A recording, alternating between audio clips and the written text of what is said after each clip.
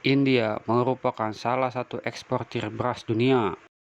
Dengan penduduk mencapai 1,4 miliar jiwa, negara yang berganti nama menjadi Barat ini mampu mencatat surplus beras sekitar 7 juta ton per tahun. Hal itu membuat Menteri Perdagangan Zulkifli Hasan heran, sebab Indonesia saja yang memiliki 270 juta jiwa tak mampu melakukannya. Karena keheranannya itu, Zulkifli bertanya langsung pada menteri terkait di India.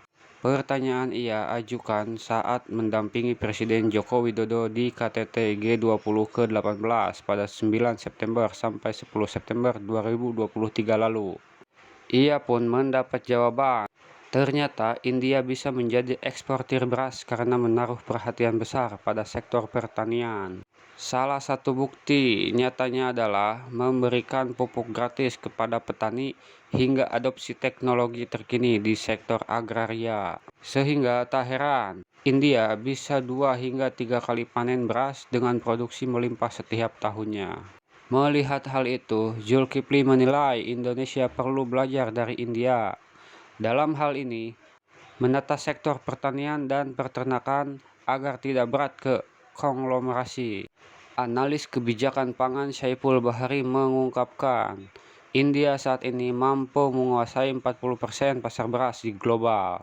Berkat sektor pertanian yang terintegrasi dan kebijakan yang konsisten, hasil panen India mampu menyentuh 160 juta ton per tahun dan menyimpan cadangan beras hingga 58 juta ton. Produksi beras juga didukung oleh luas lahan pertanian India yang mencapai 40 juta hektar atau 4 kali lipat dari Indonesia yang hanya memiliki 10,6 juta hektar saja.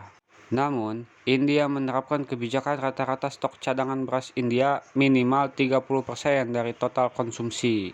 Sementara Indonesia hanya dipatok minimal 8%. Kondisi ini membuat harga beras lebih fluktuatif di Indonesia.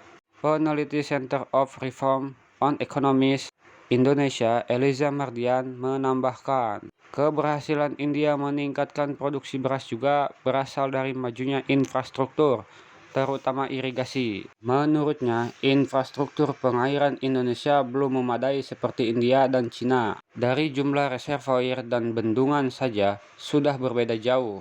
Pemerintah serius mengurusi pangan. Ini terlihat dari total support pertanian, baik di produsen maupun konsumen, ujar Elisa.